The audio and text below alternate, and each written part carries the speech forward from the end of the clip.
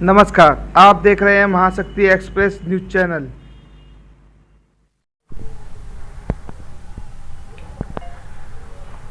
Sir, UP सरकार जिस तरीके से लगातार बदनाम हो रही है, कहा जा रहा है कि यूपी में जंगल राज हो चुका है और देखने को भी मिलता है कि आज तक जब से सरकार ये बनी है तब से लगातार कुछ ना कुछ आरोप लगते ही रहे हैं। अभी हाल ही में जिस तरीके से ये उन्नाव का मामला देखने को मिला, इससे पहले हमें अलीगढ़ हाथरस का मामला देखने को मिला था।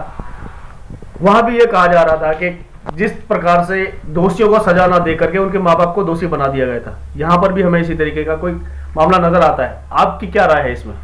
देखिए, सरकार की जो जिम्मेदारी बनती है, इस प्रकार की घटना की पुनरावृत्ति न हो, सरकार को गंभीरता से इस पर कदम उठाना चाहिए। जो अभी घटना हुई है पिछले दिनों उन्नाव की, जिसमें दो बहनों को मार दिया गया और एक बहन बिल्कुल मरी हुई की बराबरी है, और उसकी जो बहुत ही दुखद घटना है, और उस घटना की जिम्मेदारी जो है उसके परिवार को, उसके माँ बाप को दी जा रही है।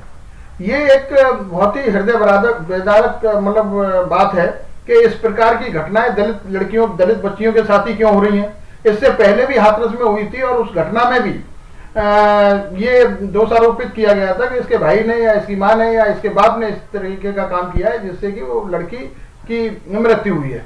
हमारा इससे मानना यह है कि जिस तरीके से हमने हाथरस कांड में तमाम सामाजिक संगठनों ने, तमाम राजनीतिक संगठनों ने एक मांग की थी कि इसकी जांच कराई जाए उच्च स्तरीय, जिसमें सरकार ने पहल की और सरकार की पहल से सीबीआई जांच हुई और सीबीआई जांच में दूध का दूध पानी का पानी हो गया। जो दोषी थे वो मालूम पड़ गया कि किसने घटना की थी। यानी कि इस तरीके के कार्य जो किए जा रहे हैं ये बहुत ही खतरनाक सिचुएशन है। सरकार को इस पर संज्ञान लेना चाहिए। अगर सरकार इस तरीके की घटनाओं को रोकना चाहती है तो अगर कोई इस तरीके की घटना होती है तो जो भी दोषी है तत्काल उसको कार्रवाई करके उसको सजा मिलनी चाहिए, जिससे कि आगे की जो समय है उसमें किसी ऐसे दोषी व्यक्ति, किसी को भी ऐसी हिम्मत न पड़े कि किसी इस तरीके के काम कर सके।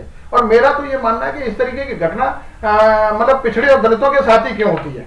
हमारी समझ में आज तक इस बात की बात नहीं आई। कई वर्षों से हम देख रहे हैं और जो भी पढ़ने को मिलता है, चाहे वो अखबार के माध्यम से पढ़ने को मिलता हो, चाहे वो टीवी के माध्यम से पढ़ने को मिलता हो, उससे यही महसूस होता है कि दलित बच्चियों के साथ ही इस तरीके की घटनाएं होती हैं। पहले उनके साथ बलात्कार किया जाता है, फिर उनको मार दिया जाता है, बहाना कर दिया था इन्होंने सुसाइड कर लिया है, इनके माँ बाप ने मार दिया, इनके बहन भाइयों ने मार दिया होगा। तो इस प्रकार की पुनरावृत्ति को रोकने के लिए सरकार को कठोर कदम उठाना चाहिए और सरकार की जिम्मेदारी बनती है, क्योंकि ये एक जो कॉन्स्टिट्यूशनल प्रोटेक्शन है, जो बाबा साहब डॉक्टर भीमराव अंबेडकर ने जो हम लोगों को अधिकार दिए हैं, उन अधिकारों को संरक्षण करने की जिम्मेदारी सरकार की है।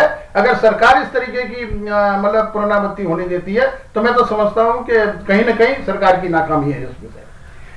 सर, आपको लगता नहीं है कि जब से ये सरकार आई है केंद्र में और उत्तर प्रदेश में, तब से कुछ ज्यादा ही दलितों पर अत्याचार होने लगे हैं?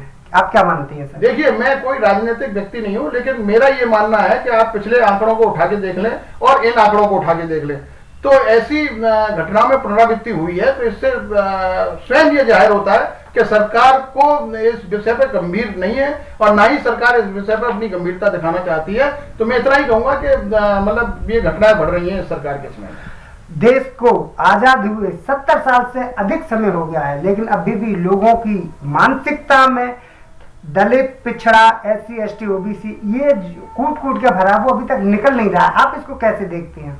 देखिए, 70 साल की जो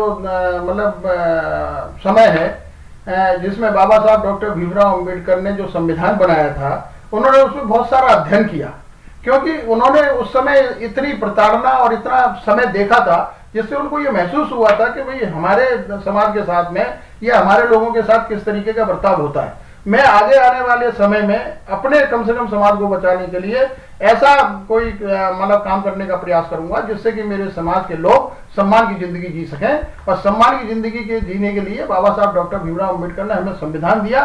संविधान के तहत बहुत सारी ऐसी हम लोगों को प्रोटेक्शन दिए हैं, ऐसी बहुत सारे उन्होंने हथियार दिया है जिससे कि हम लोग अपने आप को सम्मान की जिंदगी जी सकें।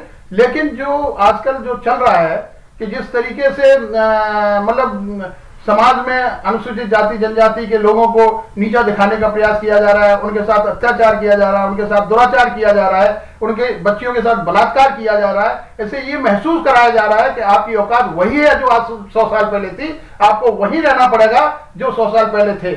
लेकिन हम बाबा साहब डॉक्टर भीमराव अम्बेडकर के अनुयायी हैं और बाबा साहब डॉक्टर भीमराव अम्बेडकर ने जो हमें अधिकार दिए हैं उनको लेना हम अच्छी तरीके से जानते हैं।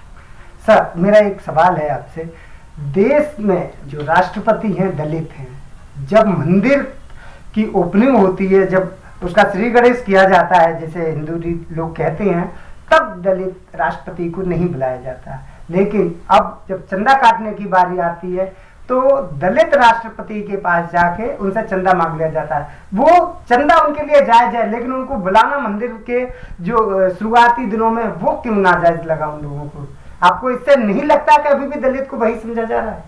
यही तो सबसे बड़ा दुर्भाग्य है कि जो इस देश की सबसे बड़ी उच्च संस्था है, जिसके क्या नाम है हमारे महामहिम राष्ट्रपति महोदय, जिनको क्या नाम है मंदिर में घुसने का प्रवेश, ये पहले भी था कि अनुसूचित जाति जनजाति दलितों को मंदिर में घुसने का प्रवेश नहीं है। बहुत सारे बाबा साहब डॉक्टर भीमराव अम्बेडकर ने भी उस समय जो संघर्ष किया था, तभी मंदिरों में लिखा रहता था कि दलितों का प्रवेश वर्जित है। अब भी आजकल भी लिखा हुआ है। तो ये तो मानसिकता है। इस मानसिकता को बदलने के लिए ही बाबा साहब डॉक्टर भीमराव अम्बेडकर ने संघर्ष किया था और उस संघर्ष को आगे ले जाने के लिए ये हमारी जिम्मेदारी बनती है कि हम किस तरीके से अपने आप को इन चीजों से रोक पाए। क्योंकि बाबा साहब अम्बेडकर ने जब उन्होंने देखा कि मैं इस धर्म में कोई परिवर्तन नहीं ला सकता, इस हिंदू धर्म को मैं बदल तो नहीं सकता, लेकिन मैं अपने आप जिस धर्म में मैं पैदा हुआ हूं उस धर्म में मरूंगा नहीं, इसीलिए बाबा साहब डॉक्टर भीमराव अम्बेडकर ने बुद्ध धर्म अपनाया था। हमको भी ये सोचना पड़ेगा कि जब हम लोगों को वहां घुसने ही नहीं दिया जाता, जब हम लोगों को वहां प्रवेश ही करने नहीं दिया जाता, जब हम लोगों के बच्चों को या हमारे लोगों को वहां जाने पे उनको मार दिया जाता है, प्रताड़ित किया जाता है, मारा जाता है, तो हम ऐसी जगह जाते ही क्यों है जहां हमारी बेइज्जती होती है।